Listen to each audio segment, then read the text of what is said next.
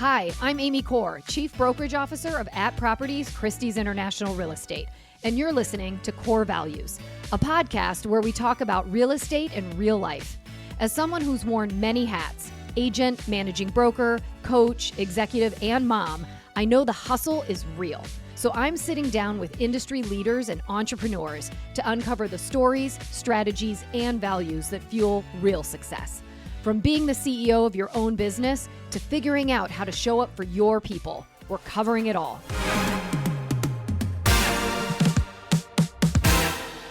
Today, I'm joined by two incredible women who have built one of the top real estate teams in Chicago, Refine Residential. Bari Levine Bruszer and Elena Theodoros-Tamillo are business partners, top producers, and longtime friends. In this episode, we're diving into how they built momentum early on in their careers, how they're staying agile in a constantly evolving industry, and what it takes to sustain a thriving business while raising young families. From mentorship and social media to setting boundaries with your clients, this conversation is packed with insight.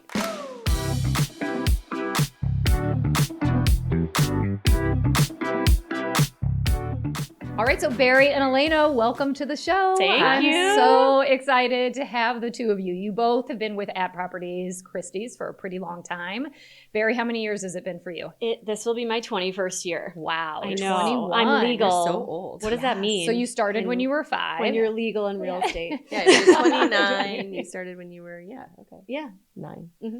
And Elena, what about you? I started 15 years ago with @Properties. Yes, so a long time. Yeah. Yes, It's been a think minute. I came to in 2004, so I'm 21 years probably also. Oh, wow. Who Yeah. knew? Yeah. Same years, yeah. Yeah. What month did you start? I wonder. October. Okay, I started August. Okay. Gotcha. Just before me. Yeah. So it's been a wild ride. I think all three of us definitely know that. Yeah. So I want to talk a little bit. A lot of your @Properties colleagues know you, but a lot of people in Chicago and Chicagoland, you've been doing this for quite a while. You are a great duo. You've got an awesome team. Thank But you. many agents, might know you, but I want to back up a little bit because I want to know how both of you actually got into real estate. So how did you start? And then what made the two of you team up? Because whatever you're doing, it's definitely working. So Elena, let's start with you. Okay, cool. I started real estate right out of college, which is a commonality that we both have. I worked for a developer when I was in college as their nanny for 4 girls. Okay. And they were like, you need to come work in our showroom. You're so good. But like our girls are going to be so sad when you leave them. So I actually did both for this family, which was awesome. And it segued really nicely from there. I was a marketing major and not quite sure I thought I'd be doing this for now 15 years and going strong, but here we are. Yeah. That's great. It's just so fun. How It's could so you not? Well, we're going to get into the fun because I know the two of you and your team do We have no fun. a lot of fun. Bari, what about you? Tell me how you kind of got into the So business. very similar. I was also a marketing major at Wisconsin. Go Badgers. And I didn't really know what I wanted to do. I remember my friend, a good friend from high school who was a few years older than me, was in college before me, and she was like, if you don't know what you want to do, major in business. So I majored in business thinking that would be good for really anything. I ended up doing marketing because I liked the creative side, and then just made some connections and ended up getting an interview with Janine McShay at the time. Sat in @Properties, nice red coach leather chairs, and I thought, this is a good starting point. I don't have to do this forever, but it seems like a great opportunity and I'm going to go for it. And then 21 years later. Well, it's kind of interesting because I feel like a lot of people don't come out of college and get into real estate, right? Yes. It's actually starting to happen more now. I have my niece's boyfriend is majoring in real estate, but for many people, it's usually the second or third career. I was in technology and then finally found my way into real estate and fell in love with it. But, so it's interesting that both of you kind of started your professional careers in the biz and are still here. So how did the two of you meet and decide to team up? We lived in the same building in River North. Okay. And we were also on the Friends Friends and Neighbors Community Friends and Fund. Neighbors Now Community. Gives Back. Okay. Yes. I was going to say Friends and Neighbors. I'm like, Yes, that a doesn't sound rebrand happened. right. A rebrand happened. Yeah, so we were both on the It's a charity board. Lived in the same building and I don't know. At some point we were sending separate postcards to the building. But one person in particular kept getting the listings in our building. And he was a great guy, but we just thought we could do better. So we decided to join forces. It probably took us way too long to get to that point.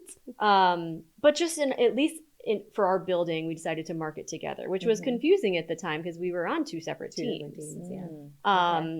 That year, I think we got 50% of the listings in our building. And then from there, people started referring us outside of the building, which ended up being really confusing when we're on two separate teams. So I think a year went by and we decided ultimately it just made the most sense to join forces. Yeah, we were like talking about sharing an assistant for One River Place and like our stuff. Yeah. And So you're one of the top teams in Chicago, but I know that didn't necessarily happen overnight, right? For new agents that are out there, what's something that you feel that you did early in your career that helped to lay the groundwork for where you're at now? And, Bari, maybe you go first, but then Elena, jump in. Yeah. Actually, we're probably similar. We both were really lucky to have some great mentors. And we were smart about utilizing that. I remember saving emails from one of my first bosses, per se, when I started out as an assistant, and just really paid attention. How did she respond to this email? How did she handle this situation? And just tried to soak everything in, shadowed as much as I could, said yes to every opportunity, and prepared myself as much as I could to bring my A game every time, even though I may not have known exactly what I was doing. Then just kind of applying that as things went on. You just said something that made me think it is something that I think we both had at the beginning, where when you're faced with a situation that you don't know how to handle or you're not sure what the answer is going to be, to take the time to research what it is that you need to, find the solution for. And we were both, I think, fairly good at that at the beginning. And I know that when we see new agents, sometimes you can tell that they're not always doing that. The market has been good, right? The last 10 years. It was not when we started. And that was a big component to us either having the time or actually really needing to. Because when people were losing money selling their homes in 2010, 2011, 2012, they were looking at you to be like, hey, what do we need to do? What's the best advice that you can give to us? But also, we're going to lose our shirt. So how can we minimize this?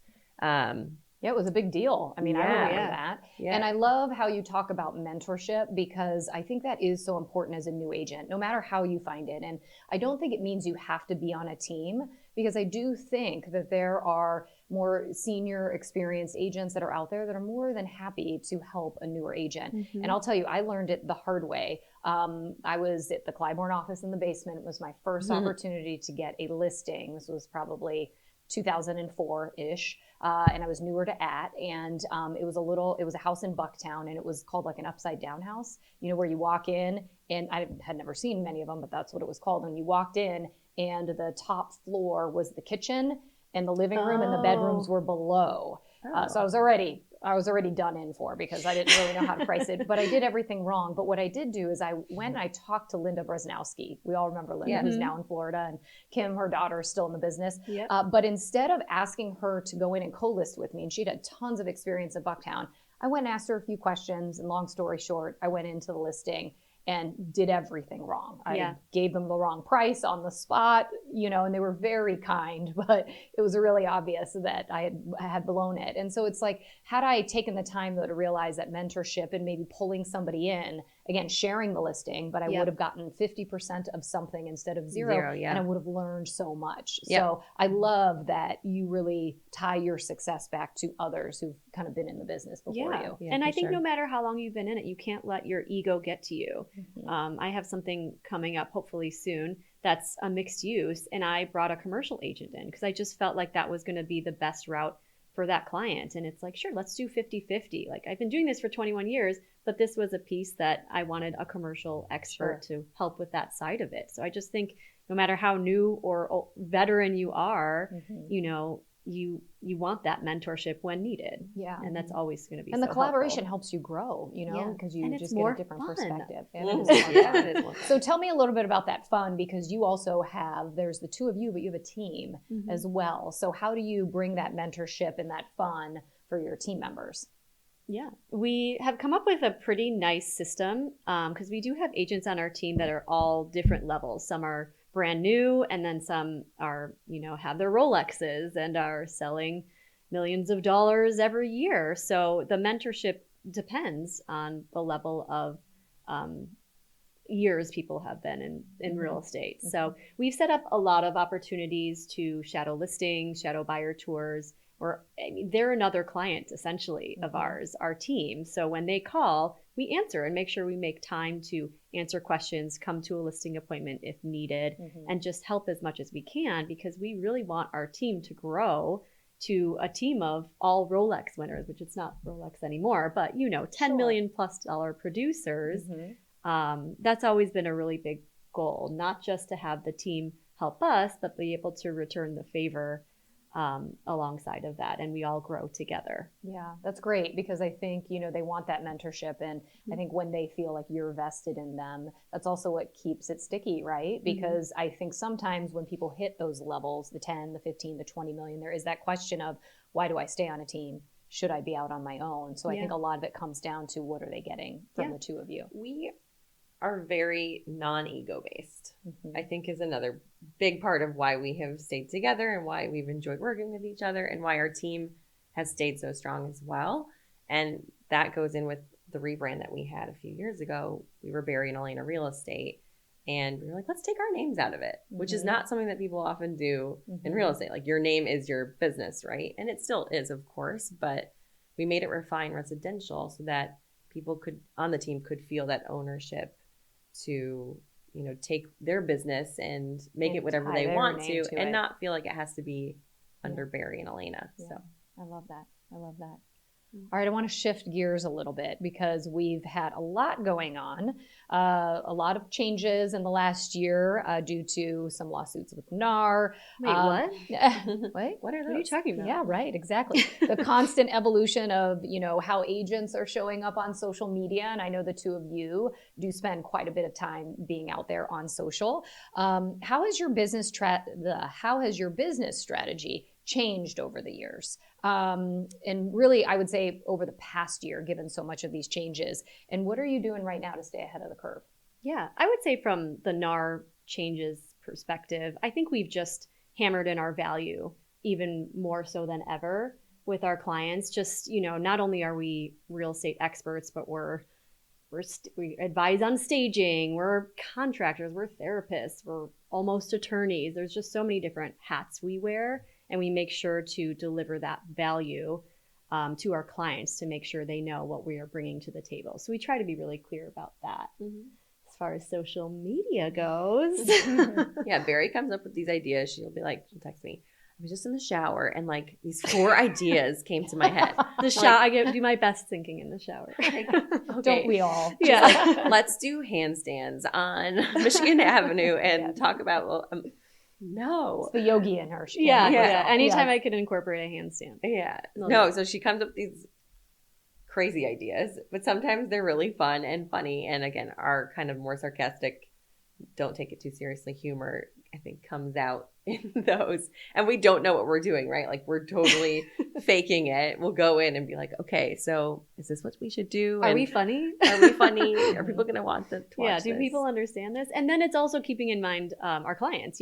Sometimes we're showcasing a listing, and so we want to be respectful of them too, and we don't want them to think we're making a joke out of anything, but it's really more about how can we get the most views and how can we get the most attention to the property. Sure. But so we'll do all sorts of things. We're still even toying with, the more traditional listing video as well as the funnier stuff, and just trying to gauge what kind of reactions we get. But I do think we have to pick a path and find that right social media brand. So. You're welcome to come watch any of our video shoots. They're quite funny. Oh, I bet. Can I be in one? Yes. I love even the serious ones, we're looking at each other like, are we really doing this? Yeah.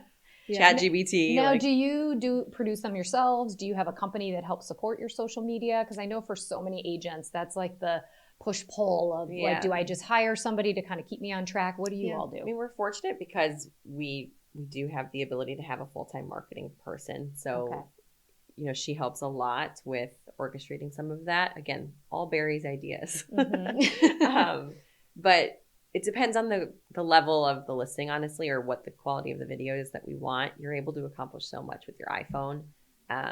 So we've invested in the little microphones now, which are, you know, click them on. They're not that expensive. We invested in them. Yes. Yeah, they're like really $20, big investment. $100 maybe. But yeah, so she's been able to produce some of them for us. And then for some of our higher end listings or just different kind of content that we want, we do have a third party who has come in and done a couple of videos. Okay. And do you feel like social is playing a role in you getting more business? Like, do you feel like people are seeing you and that is kind of something that you're going to continue to push and grow because it's paying off? Or yeah, those kind of efforts are always hard to quantify, right? And even like our office on Armitage with our name on it, hard to quantify. But the more presence you have in anything that you're doing, right? The more likely it is that people are going to call you. Be like, oh, she continues to do stuff and she's out there and wow, they just have this great video and they look like they know what they're doing. I get a lot of comments from past clients or people I haven't talked to in a long time. And I feel like we have gotten referrals that it's like, they don't necessarily say, I saw you on social media.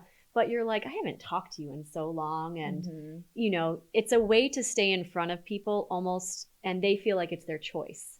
It's their choice to watch you and to see what you're doing, as opposed to you sending a mailer, which we still do that too. But that feels different. And so people are more likely to watch something that's entertaining and funny, but maybe with a mix of some serious, cool properties as well. But again, it's like it's their choice to watch it or not. I actually find it's the easiest way to also talk to your audience that doesn't live in Chicago, that may have someone to refer that's moving here. Like a college friend of mine who lives in Ohio. And she obviously just follows me on social media, gets none of my other advertising. And she's like, hey, a girlfriend of mine is actually moving there, just got a job. So had it not been for social media, it is working. It is working. I know I just had an old friend from college say like, I love what you're doing on social. And I had an old friend look me up on LinkedIn and it was kind of wild, you know? So people do, she said I was lurking late night, but people do look, you know? So let's talk a little bit about this market right now, right? We've got a lot of buyers and sellers that are feeling, you know, pretty apprehensive. We've got interest rates that aren't really fully cooperating, right? We are dealing with some inventory struggles in different pockets of the Chicago market and just overall the economy, right? So how are you approaching these conversations with your clients? Do you feel like it's impacting your business right now? Do you just float on, kind of buy it? You know, what are you feeling like those conversations are that you're having right now? I feel like every year there's something that buyers and sellers are apprehensive about. So it's kind of like, what is it this year? But the bottom line is, I mean, even 4 out of the last 6 recessions, prices went up. And I think real estate has been now voted or deemed to be the best investment over stocks and bonds and for the 12th year in a row. So there's a lot of stats and figures behind why real estate is a great investment, despite economic factors and rates and all the changes that are going on in the world. There's always going to be buyers and sellers that are nervous about the market every single year, every month, every minute. But you just have to look at the big picture and the facts. Yeah. And I think that, you know, I saw it somewhere where somebody still brought up 07 and 08 and what happened there. And it's like, that was such a one-off, you know? And so it's like really making sure consumers know that. And it had nothing to do with real estate. It had everything to do with a mortgage crisis that has now been something that can't get replicated, right? But I agree, you know, and I think it's just probably spending the time having a conversation, right? Because I think there's a lot of headlines that scare and confuse consumers. And I think that's where we as agents have to step in and have the real conversations, because this is going to be the year for some buyers and sellers to make a move and for some of them to hold on the sidelines, right? Yeah, bottom line is there are people that they have to move sometimes. So I think our job and obviously those circumstances is just guiding them through the best way to make it happen, because if they have to move, there's low inventory. They also need to sell. There's so many different variables. And obviously try to show our value through all of it. So. And of course we try to align with our clients' goals too, because maybe it's not the best thing for everyone. If someone sees themselves moving out of the city in the next year, maybe you don't want to buy, you know, but long term, it has been proven. It's a good investment. So Yeah, I love it. And you have the stats to prove it. I had the stats. All right, I want to talk about something that I think is amazing and I appreciate so much, being a working mom, but you balance your great careers, running a team, and you've got busy personal lives. You both have children. You're awesome moms. How do you set boundaries so that you can show up for your team and your clients, but also show up for your family and those growing kiddos of yours? Yeah, how do you do that? We're still trying to figure it out, Yeah. right? Yeah. Elena, teach me. It was a learning curve, something that, did not figure out overnight, but it really comes down to just expectations for your clients and figuring out that they're very amenable to work with your schedule and that not every call needs to be taken at that exact moment. You can schedule stuff. It's amazing. And everyone's texting on their phones too. And you can schedule a call for a time that you are available. And I think most of our clients do know we have kids, right? It's not a secret. We're not keeping it apart from them. And they appreciate it oftentimes. So yeah, again, just kind of scheduling that out, making sure that you can say, okay, I've got these 2 hours that I need to be present for my kids. And I can call you at 8 o'clock once bedtime's over, assuming I can get them in their beds on time. So that's great, setting the client expectation. Yeah. But I'm curious because I remember, and it still sometimes happens to me, my daughters are 15 and 17, but it's like they have zero interest in me. And then the second I get on a work call, it's like something triggers in their bodies to come over and need something that instant. Yeah. When they were really little, true. I was the worst mom ever because I would be in my house on a call and I would just be like, 1 second. Yeah. And then I would go out the front door to finish my call because they were crazy and I couldn't concentrate. And I thought I was such a bad mom. And then I would talk to other agents and all of us all had the same trick. So, you know, I actually think the clients oftentimes do get it, but it's really sometimes our family. So tell me kind of on the kids side, how do you bribe? What's your bribing tactic, right? There's definitely better times than others. As much as I hate to admit it, iPads are helpful. We try to limit it, but if there's a call and my husband's not home and I need to take it, an iPad can go a long way.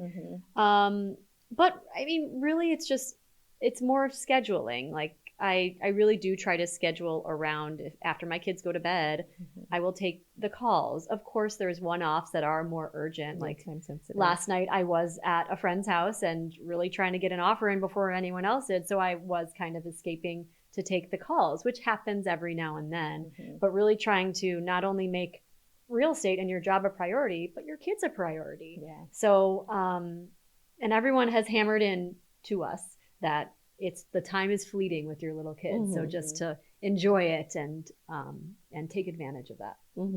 Yeah. It's tough. You know, I think that guilt, I call it that mom guilt, but even dad guilt, it's that real thing, right? Because you're just always trying to be everything to everyone. And, for sure. You know, so I think what you said, Elena, earlier is, you know, just setting boundaries and kind of creating those for yourself, I think is always really critical. And again, we're fortunate to be at the point that we are in our careers that if someone isn't, you know, willing to work with us on those You're okay things, saying no thanks. like maybe this isn't the right fit. But it doesn't happen often, honestly. Like most people, as long as you can respond in a timely manner, they understand. Yeah. And we've also set up systems. Like we're lucky to have a team.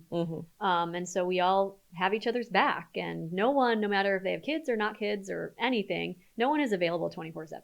And so no one can promise that. So it's important to be realistic about that. Set the expectation with the client that we do have a team and here's how we are here to support you 24/7. It may not always be me on the phone. Most of the time it is, but you know, there's always those one-offs. Yeah. And I think as clients, like they don't know if you're not setting the boundaries. They don't know that, hey, maybe, you know, I can't take a call between, 5 to 6 o'clock because that's, kids, dinner, soccer. So I think it's just us being as good about, setting that boundary. I'm laughing. Are you laughing at me already? I'm laughing because I have to tell the story of Bari and like how, again, she did the whole kid thing 2 years before I did, but how much we didn't know what that meant going into it.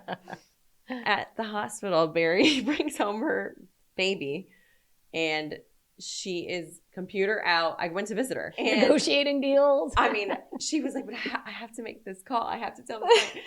I mean, I think the one client didn't even know she was pregnant and in the hospital God. having a baby. We were like, Bari, they will be okay with it. Like, get out of the denial of it. It was definitely a learning curve. Yeah, it takes a while. Yeah, It no, takes a while. It's a whole mentality shift, and you realize that it's totally fine. Yeah. But when you're in it and how we got to be where we are, we were saying yes to everything. Mm-hmm. You're answering every phone call whenever, anytime. So it is hard to change that mentality. Yeah, it takes a little while. And it takes some confidence to be able to do it. Mm-hmm. All right, so we are getting into our rapid fire sessions, All which are right. my favorite. This is the mess behind success. So I Okay. think this is appropriate. I feel like I need so to change my position. rapid fire. Okay, here we go. What's a mistake you made as an agent that was a big learning moment? Not responding to clients in as timely of a manner Mm-hmm. that I have now changed. Trying to change still. We both answer? Sure. Okay. I kept on a verbally abusive client for a while. Oh, So that was the worst. yeah, those are tough. Those Yeah. are tough. Not doing that anymore. All right, this one's great. What's a memorable fake it till you make it moment you had to pull off as new agents?